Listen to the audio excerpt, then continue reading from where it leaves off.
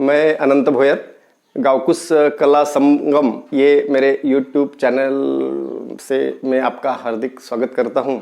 अभी तक मैंने कुछ फ्लूट सॉन्ग्स चैनल के जरिए आप तक पहुँचाए हैं और अभी मैं चाहता हूँ कि कुछ अन्य हॉबीज जो है उनके बारे में भी चैनल पे कुछ पेश करूँ। आपको ज़रूर पसंद आएगा।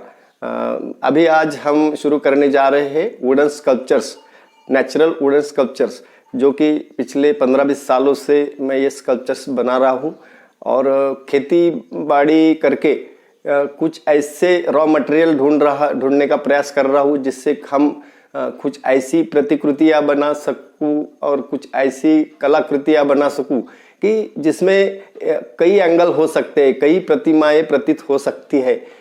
तो ऐसे मल्टी एंगल कुछ कलाकृतियाँ मैं आपके सामने प्रस्तुत करने जा रहा हूँ। तो आज का ये मेरा पहला स्कल्पचर है जो आप देख रहे हैं। तो ये स्कल्पचर का नाम तो मैंने फिलहाल क्रांतिकारी दे दिया है, क्योंकि मुझे यही पोजीशन में मिला था, इसलिए मैंने इसका एक मूल नाम रख दिया है क्रांतिकारी। तो इसकी एक कहानी है इसके पीछे कि ये मुझे कहाँ मिला था, कैसे मिला था। एक दिन शाम को मैं खेत से लौट रहा था और रास्ता जो कच्चा रास्ता है पगडंडी से आ रहा था, तो मुझे रास्ते के किनारे एक पेड़ मिला। ऐसा पेड़ दिखा, मैं रुक गया, उसकी तरफ देखते रहा। मेरे मन में कुछ आइडियाज आई कि ये थोड़ा अलग आकार में है, अलग साइज में है, तो लेकिन मेरे पास में काटने के लिए कुछ भी नहीं था उस समय। तो मैं वही खड़ा रहा, बलबूते बनकर खड़ा रहा और रहा देख रहा कि कोई कुल्हाड़ी वगैरह लेकर आएगा वापसी में, गांव की तरफ जाने वाला, तो मैं उससे मांगूंगा और मैं इसको काट के घर लेके जाऊंगा। पेड़ था भराटी का, भराटी बोलते हैं, मराठी में भराटी बोलते हैं, और उसके पत्ते इतने होते हैं और बहुत चौड़े होते हैं, जो कि हमें बायोलॉजी के प्रैक्टिकल में पत्तों का इंटीरियर सेक्शन देखने के लिए हम लेबोरेटरी में यूज करते हैं उसको। उसका एक दो उसके पापुद्रे जो बोलते हैं वो होते हैं।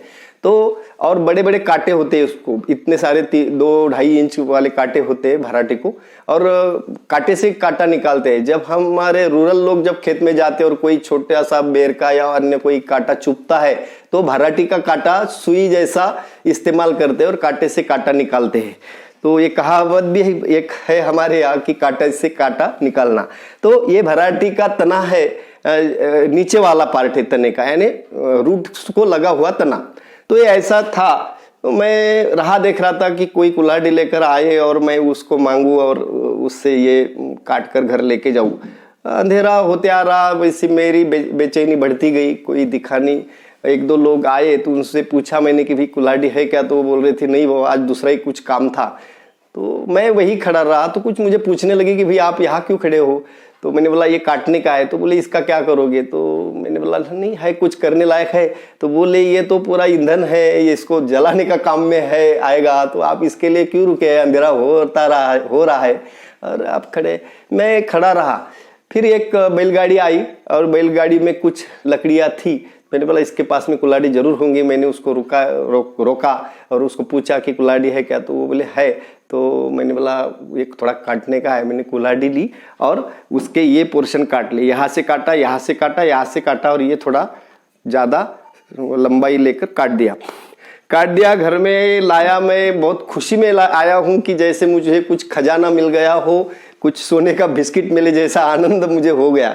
और मैं उसे दी रात में सोने के पहले, खाना खाने के बाद और सुबह दूसरे दिन उठने के बाद उसको उल्टा पलटा के देखता रहा। कुछ मन में चित्र विचित्र कल्पनाएं आ रही थी, प्रतिमाएं सूझ रही थी। मैंने बोला इसका क्या करे पहले। तो 1-2 दिन रहा और मेरा कंसेप्ट क्लियर हो गया। तो मैंने उसको कुछ नहीं किया, यहाँ काटा हुआ था, इसको ऐसी उंगली बना दी, काटा और थोड़ी सी उंगली बना दी, यहाँ भी काटा और उंगली बना दी, चारों छोरों तक मैंने उंगली बना दी और ये ऐसा रख दिया। तो मुझे देखने में प्रतीत हो गया कि ये इसका साइज कैसा है। तो ये एक हाथ उठाने वाला आदमी है। तो जब एक हाथ उठा हुआ देखते हैं हम लोग तो इनकिलाब जिंदाबाद, अमर रहे वगैरह वगैरह कुछ ऐसा प्रतीत आता है। तो मैंने उसको नाम दे दिया क्रांतिकारी। तो क्रांतिकारी यानी जो रिवोल्यूशन करता है, ऐसा एक कंसेप्ट मेरे मन में आ गया। तो मुझे लगा कि ये क्रांतिकारी पूरा प्रतीत नहीं हो रहा है, कुछ अधूरा सा लग रहा है, उसको मुंडी चाहिए जो कि नहीं थी। फिर मैंने एक छेद यहाँ बनाया, एक छेद यहाँ बनाया, एक पालस का रूट लाया, पलास्ट्री, जिसका साइंटिफिक नेम है बिटिया मोनोस्पर्मा, और टेसू भी बोलते हैं हिंदी में। तो टेसू की मूली जो होती है उससे ऐसे जैसे ठोकते हैं हम उसको, गिले पर जब गिला रहता है ठोकते हैं तो उसके रेशे रेशे निकलते हैं। तो ये उसके रेशे का फायदा मैंने उठाने का कई ट्रेडिशनल तरीका मैंने सुना था। तो मैंने वो रूट काट के उखाड़ के लेकर आया है, और वो रूट को मैंने एक तरफ से बहुत ठोक ठोक के पूरा उसके बाल बना दिए, और थोड़ा सा कार्विंग किया, दाढ़ी बना दी कॉमरेड जैसी, और आँख वगैरह बना दी। तो ये दाढ़ी और ये सब मैंने थोड़ा ठोक के, छोटे से हथौड़े, सुनार वाला जो हथौड़ा होता है उससे ठोक के बना दिए, और उसको यहाँ एक छोटा सा साइज बना दिया जो कि ये छेद में वो फिक्स बैठता है। तो अभी ये क्रांतिकारी हो गया, कॉमरेड मैन हो गया। जबकि दुनिया में जो क्रांति हुई है, रशियन क्रांति, फ्रेंच राज्य क्रांति, हमारे भारत स्वराज वाली क्रांति, स्वतंत्रता वाली क्रांति, या जो भी कुछ क्रांतियां हुई है, तो उसको रिप्रेजेंट करने वाला ये स्ट्रक्चर बन गया। तो मुझे बहुत आनंद हो गया कि एक क्रांतिकारी हमने आज बना लिया है। फिर मेरे मन में आया कि उसको ऐसा ही थोड़ा देखेंगे हम, इसको कई तरह से क्यों नहीं देख सकते।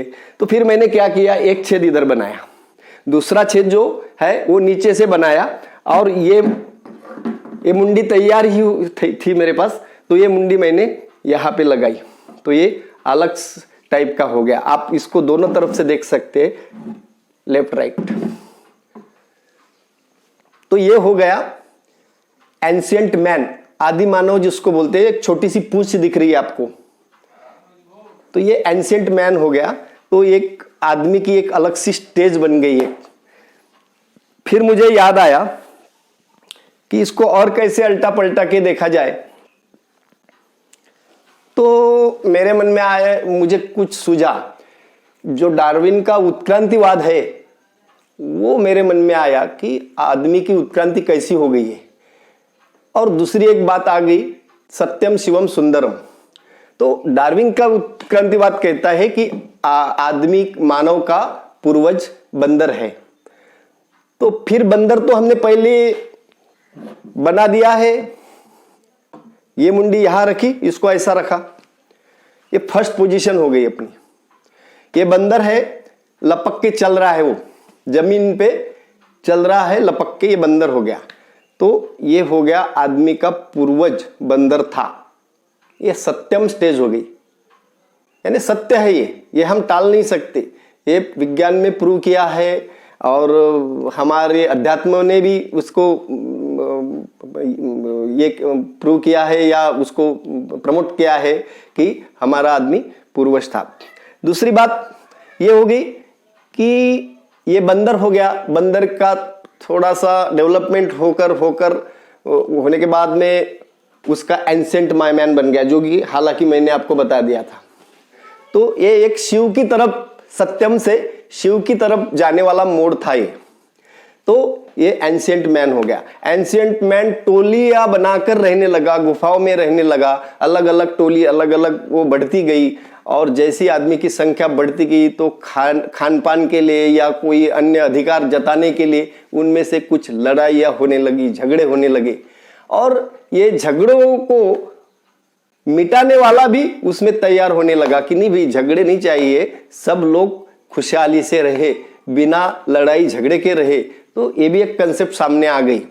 तो ये शिवम की तरफ जाने वाला एक मोड़ था आदमी का।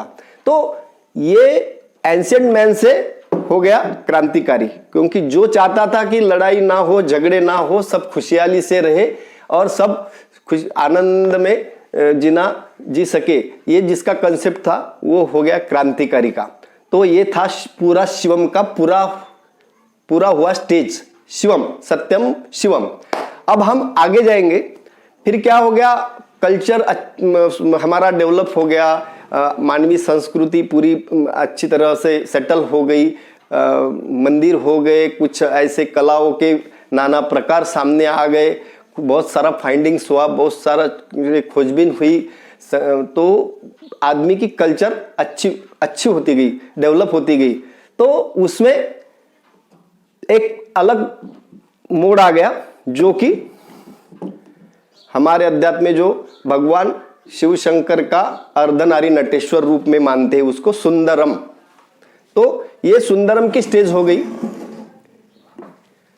हमारी वेल कल्चर्ड संस्कृति की एक मोड़ हो गई, एक पड़ाव हो गया ये सत्यम शिवम सुंदरम।